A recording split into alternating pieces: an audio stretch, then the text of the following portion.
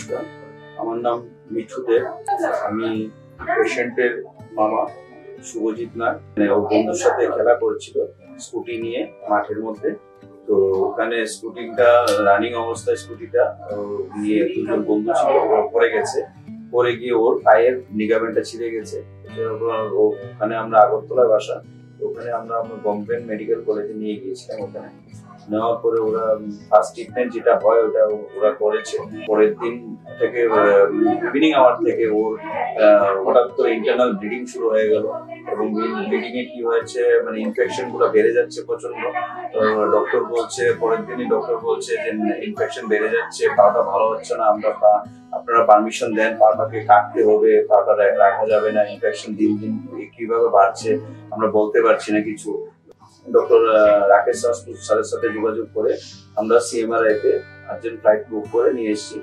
এখানে আসার পরে আমরা প্রথম রাত্রে ইমার্জেন্সিতে ঢুকিয়েছি। ইমার্জেন্সিতে প্রথম সিটি স্ক্যান আর অন্য কিছু যা যা টেস্টের দরকার করেছে। পরের দিন থেকে ট্রিটমেন্ট চালু হয়ে গেছে। চালু হওয়ার পরে দিনে আমাদের ওটি হলো, স্যাররা করলো, ডক্টর অনুপম গুলাস স্যার করলো ওটি। তো উনি দীর্ঘদিন ধরে ওটি এবং ওনার ট্রিটমেন্টে আমরা সত্যি আমাদের বাড়ির লোক আমরা সত্যি স্যাটিসফাইড। এবং উনি যেভাবে ট্রিটমেন্টটা করেছে, ওনার মতন ট্রিটমেন্ট বা এখানে সিএমআরআই মতো সার্ভিস আমরা পাইনি। এবং আমি আবারও বলছি যে আমি সিএমআরআই কে এবং ডক্টর অনুপম গুলাস স্যারকে মেনি মেনি থ্যাঙ্কস আমি বলবো ওনাকে, এবং ওনাকে ওকে নতুন জীবন দেওয়ার জন্য, পাটাকে রক্ষা করার জন্য ওনাকে আবার আমি ধন্যবাদ দেব। এবং এখন ওর বর্তমান পরিস্থিতিটা হচ্ছে ও পাটা অনেকটা ইমপ্রুভ হয়ে আছে, এবং পায়ে রড ফিট করা ছিল। গতকাল লাস্ট ওটি হয়েছিল, ওটির পরে ওনার রডগুলো খুলে দিয়েছে।